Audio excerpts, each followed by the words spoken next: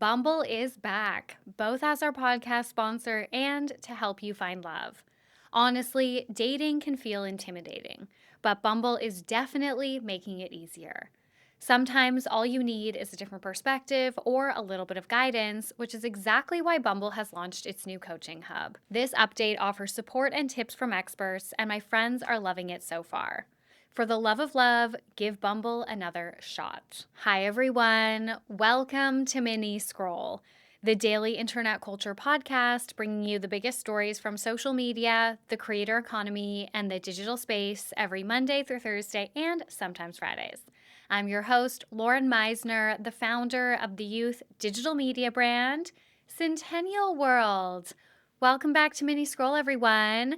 Okay, reminder, High Stakes is back, so go subscribe to them, watch their latest episode. We have had some feedback that it's their best episode yet. It's the funniest. I think the girls are finding their stride. It takes a little while, right, to get used to podcasting and being on the mic and showing your personality. And before this, they'd only done 13 episodes total. So it's always going to take a bit of time, but I do think they've come into this new season, hit the ground running. They've done this before now. They're less nervous, they're more excited, they're more confident, and it's a really good episode.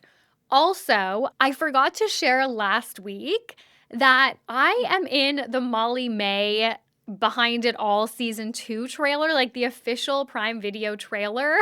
They've used a clip from Mini Scroll, actually, when I talked about Molly May and how the internet was going off about her parenting stuff. This was a couple months ago. It wasn't actually that long ago. But yeah, they've used a clip of me in Mini Scroll. They did get permission. They asked me, they paid me. It was actually a very professional experience. I knew this was happening. But yeah, very cool. I'm the only other person in the trailer aside from, Molly and Tommy and her family and stuff. It's just me and a bunch of headlines too, .com headlines. But yeah, I'm the only podcaster personality in it. Very cool. It's 3 seconds long. I'm interested to see if when they touch on that specific topic, if I'm in the episode itself. I did ask for credit. I asked them to credit Centennial World Podcast Network, which they did not in the trailer. So I am interested to see if they will in the final episode, if that is shown in the episode. All right, before I get into it, please remember to rate, review, and subscribe. We're trying to get to 1,000 Spotify star ratings by the end of the year. All right, let's get into the stories for today. So the first story that I have for you guys is I wanted to give a very high-level recap of Unwell Vegas, which is Alex Cooper's Unwell Network's convention, pop culture convention festival that just happened this weekend in Las Vegas. So essentially, yes, it was a festival convention thing where people could buy tickets. You could basically party with Alex and the Unwell Network and the celebrities that they had invited. There were panels, there were DJ sets, there was tons going on. It did actually look really fun, at least from social. The biggest guests, as far as I saw, Trisha Paytas, Paris Hilton, Nicole Byer, Harry Jowsey, Tara Yummy, Heather McMahon, Hallie Batchelder, Chriselle Staus, and then a ton of Bravo celebrities like Meredith Marks, Sonia Morgan, Heather Gay, Kathy Hilton, Erica Jane, Stassi Schroeder, Bethany Frankel, and more. It did look star-studded in terms of the people that I personally care about. It was the perfect crossover for me as a human being, a Bravo celebrity, and then chronically online celebrities. Nothing is more Lauren Meisner than that. Trisha Paytas at Unwell Festival was awarded the Lifetime Achievement Award for Online Excellence and Peak Insanity. And no matter how you feel about Trisha, I'm going to say if Trisha's going to win any type of Lifetime Achievement Award, this is it. Especially by the Unwell Network. If you were to say what celebrity, what online personality is the most unwell, it's probably Trisha Paytas, just as a human. So it's very fitting. Now, there was a little bit of fan drama feedback criticism around this because fans were pretty shook that Tana Mojo flew back from Hawaii, apparently, to watch Trisha get this award at Unwell when she didn't fly back to LA for Brooke's engagement. I don't need to rehash why that was, but she basically said that she was getting construction on her house in Hawaii and couldn't get it moved, and people didn't really feel that excuse was valid. She said she was going to make it up to Brooke. So, I mean, I don't know, right? If Brooke doesn't care, then Brooke doesn't care. But people kind of thought that was interesting that she would go to support Trisha for something as kind of frivolous as like the Unwell Network's like Lifetime Achievement Award. Like, Trisha's not winning a Tony, she's not winning an Emmy, a Grammy, like something. I mean, I don't know. I guess all awards are like somewhat arbitrary, but you know what I mean.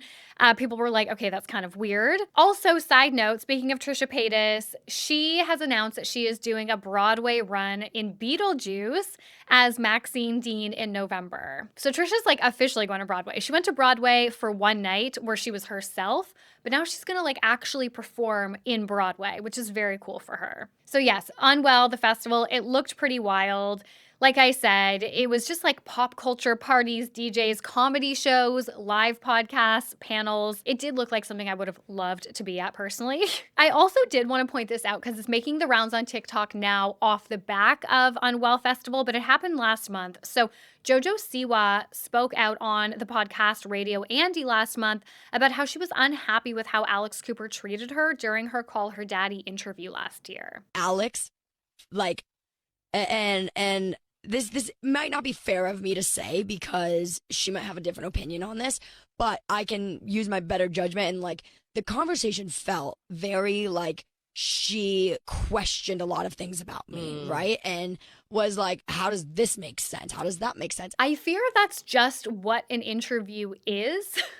But I think it's interesting to hear that she felt almost disrespected by Alex because that's the exact opposite feedback that everybody fan-wise gives Alex all the time, that she doesn't interrogate her guests enough. So it's interesting that JoJo Siwa feels like she was over-interrogated by Alex. Okay, the next story that I have for you guys is King Kylie. The King Kylie era is officially launching at Kylie Cosmetics. I cannot believe I'm talking about a Kylie Cosmetics collection launch right now in 2025 on Mini Scroll. That feels so wrong, but it's relevant.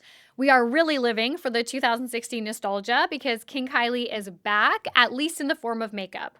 So Kylie Jenner has announced a new makeup line from her brand, Kylie Cosmetics, called the King Kylie Collection. So as we know, King Kylie was kind of like a baddie persona, an era of Kylie Jenner's, if you will, that she adopted in the mid-2010s. It included teal hair, bold makeup, kind of that like Tumblr early social media aesthetic.